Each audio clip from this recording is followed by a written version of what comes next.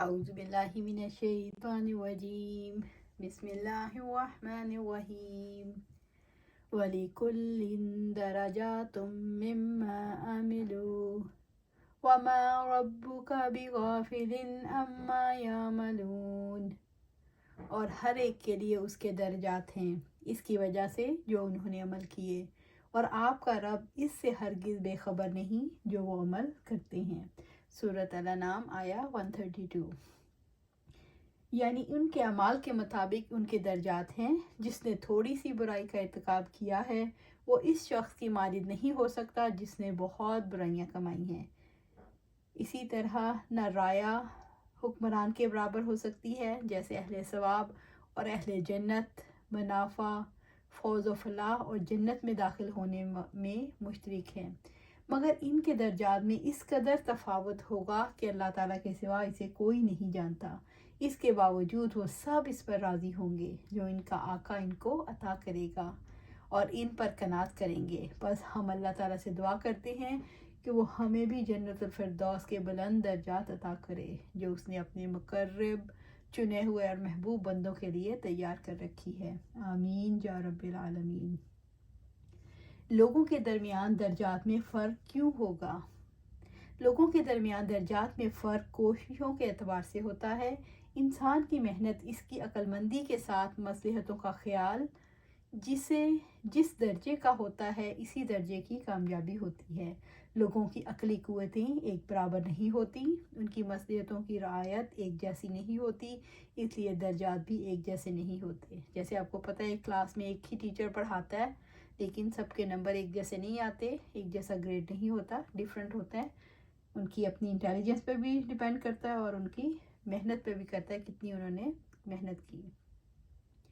آخرت میں درجات کی تقسیم کس اعتبار سے ہوگی؟ آخرت میں درجات کی تقسیم اس دنیا میں کیے گئے اعمال کے اعتبار سے ہوگی۔ جو شخص آخرت کے لیے بھی اسی طرح وقت اور مال لگاتا ہے جیسے دنیا کے لیے لگاتا ہے، جو آخرت کے لیے بھی اسی طرح ہوشیاری سے کام لیتا ہے جیسے دنیا کے لیے لیتے ہیں، اور آخرت کے لیے بھی اسی طرح مصلحتوں کا لحاظ رکھتا ہے جیسے دنیا کے لیے رکھتے ہیں، تو ایسے شخص کو اس کے اعمال کے مطابق آخرت میں بہترین درجات ملیں گے۔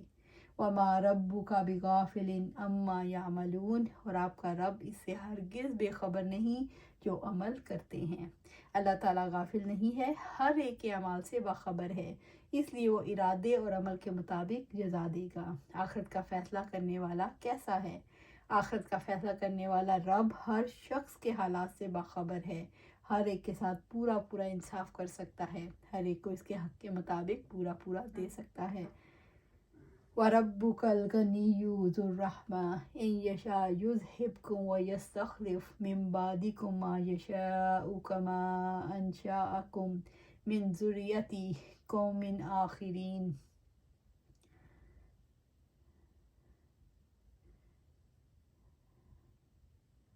كَمَا أَنشَأَكُم مِّن ذُرِّيَّةِ قَوْمٍ آخَرِينَ، اور آپ کا رب ہر طرح بے نیاز کمال رحمت والا ہے۔ اگر وہ چاہے تمہیں لے جائے اور تمہارے بعد جسے چاہے جانشین بنا دے، جیسا کہ اس نے تمہیں دوسرے لوگوں کی اولاد سے پیدا کیا۔ سورۃ الانعام آیا 133۔ اور آپ کا رب غنی ہے، یعنی اپنے سوا ہر ایک سے ہر طرح سے بے نیاز ہے۔ وہ اپنی مخلوق کی عبادت سے بے نیاز ہے، اسے نہ کسی کی اطاعت فائدہ دیتی ہے نہ نافرمانی کچھ بگاڑتی ہے۔ رب العزت ذو الرحمہ ہے، اس لیے لوگوں کے نفع کے لیے رسول بھیجے تاکہ لوگ ان کی رہنمائی کے مطابق عمل کر کے جنت کے حقدار بن جائیں۔ رب العزت نے فرمایا ان اللہ بالناس لرؤوف الرحیم، ان اللہ بالناس لرؤوف الرحیم، بلا شبہ اللہ تعالیٰ لوگوں پر یقیناً بے حد شفقت کرنے والا، نہایت رحم والا ہے۔ سورۃ البقرہ آیا 43۔ اس کی انتہائی رحمت اور مہربانی ہے کہ اس نے تمہیں ہدایت کی راہ دکھائی جس پر عمل کر کے تم عذاب سے بھی بچ سکتے ہو اور بلند درجات بھی حاصل کر سکتے ہو۔ اس کے مہربان ہونے کا دوسرا مطلب یہ ہے کہ وہ تمہارے گناہوں کی پاداش میں تمہیں فوراً سزا نہیں دے رہا اور تمہارے قصور معاف کرتا چلا جاتا ہے۔ انسان کا دنیا میں رہنا کس پر موقوف ہے؟ انسان کی زندگی اللہ تعالیٰ کی رحمت کی وجہ سے ہے۔ اس کا دنیا میں رہنا اللہ تعالیٰ کے چاہنے پر موقوف ہے۔ انسان اپنی پیدائش اور اس دنیا میں رہنے کا کوئی اختیار نہیں رکھتا۔ اسے زندگی ملی ہے رب کی رحمت کی وجہ سے۔ دنیا میں رہنے کا موقع ملا تو رب کی رحمت کی وجہ سے۔ انسانوں کو ایک جگہ سے ہٹا دینا اور ان کی جگہ دوسروں کو لے آنا یہ اللہ تعالیٰ کے فیصلے پر موقوف ہے۔ اللہ تعالیٰ ہی قوموں کو قوت اور قدرت عطا کرتا ہے۔ ان یشاء یذہبکم ویستخلف من بعدکم ما یشاء، اگر وہ چاہے تمہیں لے جائے اور تمہارے بعد جسے چاہے جانشین بنا دے۔ یعنی اللہ تعالیٰ چاہے تو تمہیں ہلاک کر دے، پھر تمہاری جگہ دوسروں کو لے آئے۔ جب تمہیں معلوم ہو گیا کہ تم نے اس جہان سے رخصت ہو جانا ہے، پھر دل کیوں لگایا؟ اس دنیا کو اپنا ٹھکانہ اور جائے قرار کیوں بنایا؟ قوموں کو ہٹانے اور ان کی جگہ دوسری اقوام کو لانے کی تنبیہ کے انسان پر کیا اثرات مرتب ہوتے ہیں؟ اللہ تعالیٰ نے اس تنبیہ سے انسان کے شعور کو جھنجھوڑا ہے، خاص طور پر ان کو جو اپنے فریب میں دوسروں کو پھانستے ہیں، جو اللہ تعالیٰ کی شریعت پر دست درازی کرتے ہیں۔ جب تک اللہ تعالیٰ چاہے گا وہ رہیں گے، جب وہ ان کا رہنا پسند نہیں کرے گا تو دوسری قوم کو لے آئے گا۔ اللہ تعالیٰ نے اس تنبیہ کے ذریعے اہل ایمان کو تسلی دی ہے، اگرچہ ان پر ظلم ہو رہا ہے لیکن دشمن اللہ تعالیٰ پر غلبہ نہیں رکھتے، وہ جب چاہے ان کے مکر کو مٹا سکتا ہے۔ کما انشاءکم من ذریۃ قوم آخرین، جیسا کہ اس نے تمہیں دوسرے لوگوں کی اولاد سے پیدا کیا۔ تم نے اپنے سے پہلے لوگوں کو دیکھا کس طرح وہ دنیا سے چلے گئے، آج تم ان کے مقام پر ہو تو پھر اس میں دل کیوں لگایا؟ انما توعدون لآتی وما انتم بمعجزین، جس دن کا تم سے وعدہ کیا جا رہا ہے وہ ضرور آنے والا ہے اور تم ہرگز عاجز کر دینے والے نہیں ہو۔ سورۃ الانعام آیا 134۔ انما توعدون لآتی، جس دن کا تم سے وعدہ کیا جا رہا ہے وہ ضرور آنے والا ہے۔ اللہ تعالیٰ نے اس آیت سے یہ واضح کیا ہے کہ انسان اللہ کے قبضہ قدرت میں ہے اور اس کی گرفت سے نکل کر بھاگ نہیں سکتے۔ انسان سے قیامت کا وعدہ کیا گیا تو وہ ہو کر رہے گا۔ وہ سب کے زندہ کرنے پر قدرت رکھتا ہے، خواہ تم گل سڑ کر بوسیدہ ہڈیاں ہو جاؤ، کوئی اللہ تعالیٰ کو عاجز کر دینے کی قدرت نہیں رکھتا۔ وما انتم بمعجزین، اور تم ہرگز عاجز کر دینے والے نہیں ہو، یعنی تم اللہ تعالیٰ کے عذاب سے بھاگ کر اسے عاجز نہیں کر سکتے۔ تم اس کی ملکیت اور تصرف میں ہو، بھاگ کر کہاں جاؤ گے؟ قل یا قوم اعملوا علی مکانتکم انی عامل فسوف تعلمون من تکون لہ عاقبۃ الدار انہ لا یفلح الظالمون۔ آپ کہہ دیں، اے میری قوم، تم اپنی جگہ عمل کرو، یقیناً میں بھی عمل کرنے والا ہوں، پھر عنقریب تم جان لو گے کہ وہ کون ہے جس کے لیے اس گھر کا اچھا انجام ہے، یقیناً ظالم کامیاب نہیں ہوتے۔ سورۃ الانعام آیا 135۔ اللہ تعالیٰ نے اپنے رسولوں کو حکم دیا ہے کہ آپ صلی اللہ علیہ وسلم نے انہیں اللہ تعالیٰ کی دعوت پہنچا دی، اس کے حقوق کے بارے میں بتا دیا۔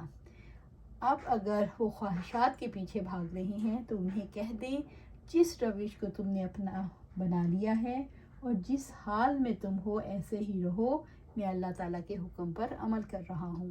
فسوف تعلمون من تکون لہ عاقبۃ الدار، پھر عنقریب تم جان لو گے وہ کون ہے جس کے لیے اس گھر کا اچھا انجام ہے، یعنی تمہیں پتہ چل جائے گا کہ آخرت کا گھر تمہارے لیے ہے یا میرے لیے۔ یقیناً آخرت کا گھر ایمان اور تقوی والوں کے لیے ہے۔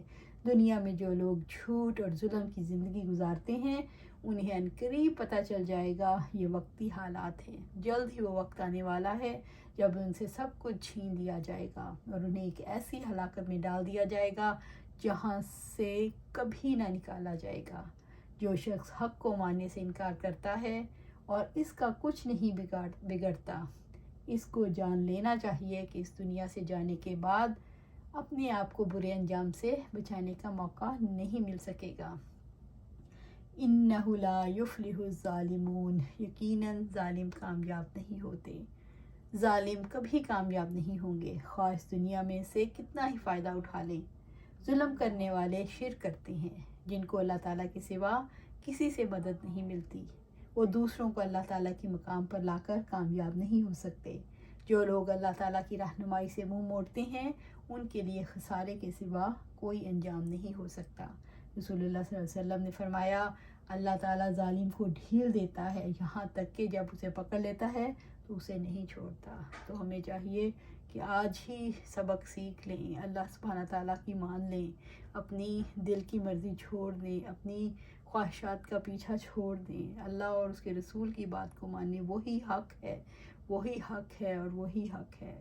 دنیا کو چھوڑ دیں، جو دنیا جس طرف جا رہی ہے مادہ پرستی کی طرف، اسے چھوڑ دیں۔ سب کا انجام ہونے والا ہے۔ یہاں نہ دیکھیں کس کے پاس کیا ہے اور کیا کر رہا ہے، کیا عیاشی میں ہے۔